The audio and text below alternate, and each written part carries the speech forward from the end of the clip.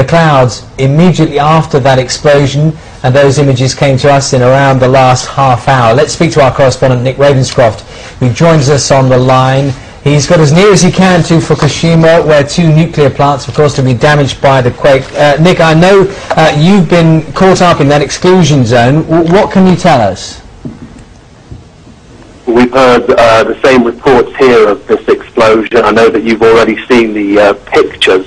What we have here is we have been stopped 60 kilometres away, and yet we were told that if there was any kind of meltdown at this nuclear facility, that people living beyond 10 kilometres would not be affected. And yet here we are 60 kilometres away, there are police roadblocks, and we've been told it's too dangerous to go any further. Coming in the opposite direction, away from the nuclear reactor, have been long queues of traffic. I've seen busloads of people as well.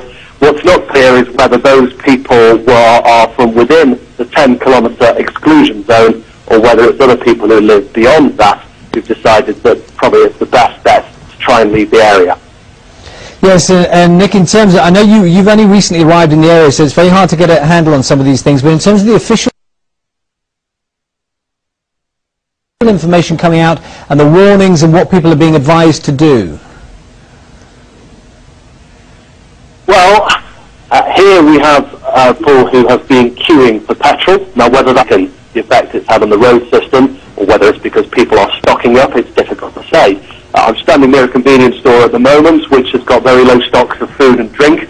Again, the same issue could be a factor there. It could be that they haven't had a restock, a supply, or it could be that people are trying to buy things and leave the area as fast as they can. The difficulty is the language barrier. I've tried to get answers from people. I've tried to ask them what they're doing, but it's very difficult to find people who speak English. In terms of the explosion at the plants, what we don't know is whether it was the building where the walls have been seen to crumble and where we've seen the smoke housed one of the nuclear reactors, and if it did, to what extent there has been a radioactive leak. But it does clearly sound a very serious situation, and we've been getting a sense throughout today that it's been getting more and more serious, whereas perhaps last night it was felt to be something which could be contained.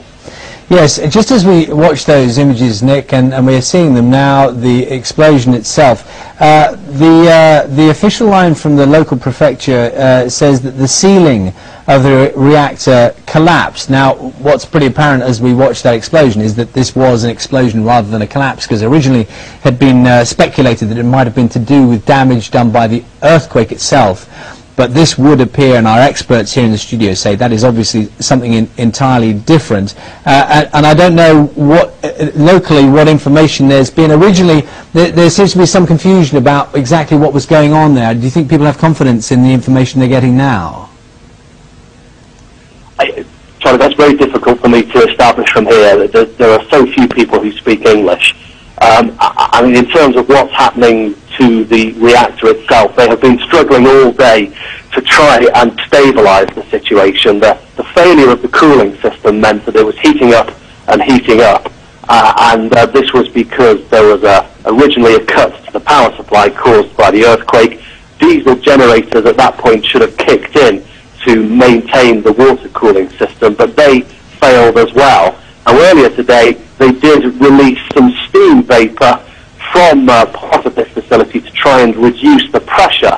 But if there has been an explosion, and if it is at one of the buildings which houses one of these reactors, it would seem to suggest that that has been unsuccessful, and it may well be a case that there has been a radioactive leak. I've certainly seen reports that measurements taken in the area surrounding the plants are far, far higher than they normally would be. Nick, for the moment, thank you very much.